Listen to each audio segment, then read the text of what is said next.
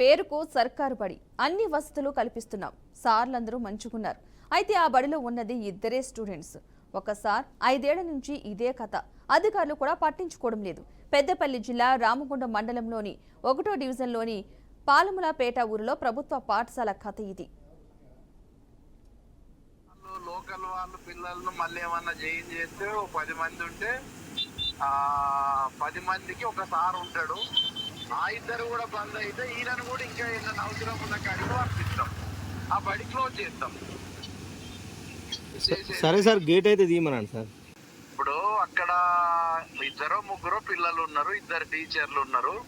అందులోకెళ్ళి ఒకరిని వేరే కాడికి డిప్యుటేషన్ పెడుతున్నాం, ఆల్రెడీ పెట్టినాం. ఈ స్కూల్లో 3వ తరగతి చదువుతున్న యశ్విత్, 4వ తరగతి చదువుతున్న వినీత్ మాత్రమే విద్యార్థులు. వీరికి రవీందర్ అనే సార్ మాత్రమే ఉన్నారు.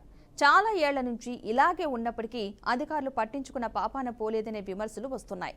పోనీ ఇంకా కొందరు పిల్లలు వస్తారు అనుకుంటే ఆ ఊర్లో ఉన్నదే 50 ఇళ్లు, 8 మంది పిల్లలు. అందులో 6 మరో బడికి పోతుండగా ఈ 2 మాత్రమే ప్రభుత్వ పాఠశాలకు వస్తున్నారు.